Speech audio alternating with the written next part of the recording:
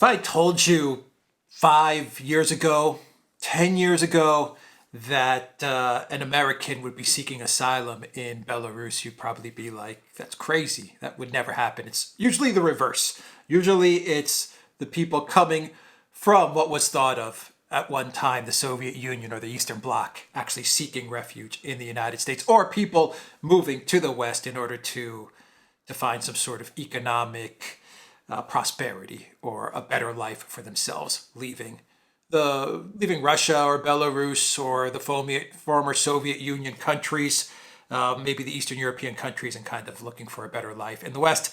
But the way the things have worked out recently is that you now have, at least in this case, someone from the US seeking asylum in Belarus, and he is leaving the United States because he was a participant in the January 6th protests, what some people call the insurrection. The insurrection. He was there. He entered the Capitol building and I guess snapped some photos and stuff.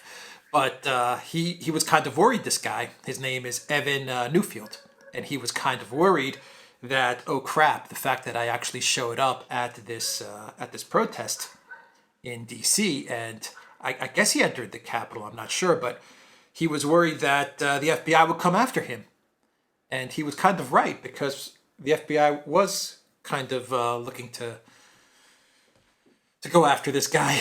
And so he managed to get out of the U.S. and he got on a plane, landed in Italy, took his car, drove to Switzerland, crossed over to Poland, and eventually ended up in West Ukraine. And he hung out in West Ukraine for 4 months. He actually sold his house, by the way. So he sold his house in the U.S., got rid of all of his belongings, and he bolted and ended up in West Ukraine. And he hung out there for 4 months, rented an apartment, and ditched the U.S. I mean, you can't really ditch the U.S. I mean, to ditch the U.S., he would have to give up his citizenship and go through a whole process. But he fled because he was worried that the FBI was going to lock him up. And the FBI, the people that the FBI has locked up for this January 6th protest, I mean, they're essentially political prisoners at this point. I mean, they haven't been afforded any legal rights. They've been put in solitary confinement. Just the fact this is happening in America is absolutely shocking. But the way the U.S. is driving towards this ideological utopia, Marxist, socialist utopia society, Build Back Better, the way they're pushing towards that, it should come as no surprise that anybody that wanted to protest or exercise their constitutional rights would get locked up and made an example of. So anyway, this guy, Evan Newfield, he bolts to Ukraine, lives there for 4 months, rents an apartment, but he starts to get worried and he starts to get nervous and anxious because he feels like the Ukrainian secret services are following him around. And that wouldn't be a surprise, given that Ukraine is essentially, at this point in time, just an American colony. The U.S. pretty much runs the show in Ukraine, especially the surveillance state apparatus there, the secret services there. So he was kind of anxious that these Ukrainian secret service agents were following him around town in Western Ukraine. So what does this guy do? He bolts to Belarus. So he heads up north. And he says that he crossed like swampland, snakes, all kinds of creatures that were in the forests and in the swamps as he was making his way towards Belarus. And he got apprehended at the border in Belarus, and the authorities got a hold of him. And what did he say? He said, "I'm seeking asylum in Belarus. I'm looking for Lukashenko and the Belarus government to protect me from being arrested in the United States as essentially what would be a political prisoner in the United States," which is kind of true. I mean, he would, if the FBI really was going after him, and if they did decide to arrest him, he would kind of be a political prisoner in his country.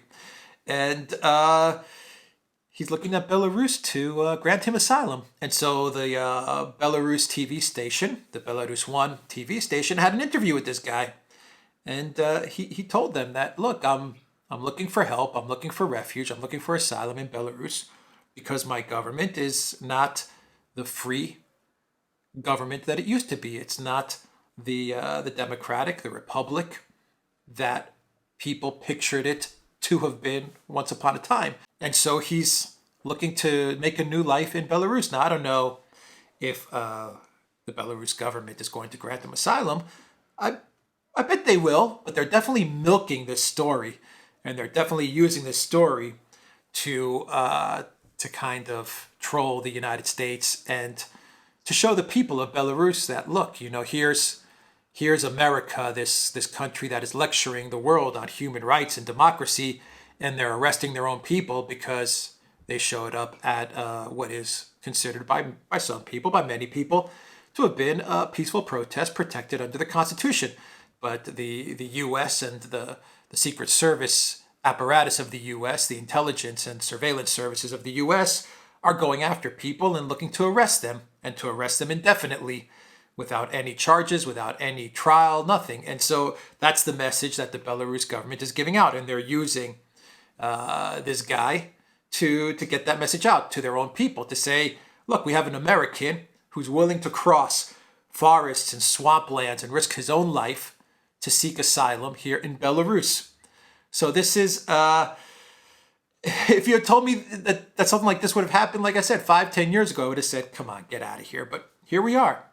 Here we are. We have an American guy who is fleeing persecution from his own government because he showed up at a protest in the nation's capital, and he is looking for freedom and refuge in Belarus.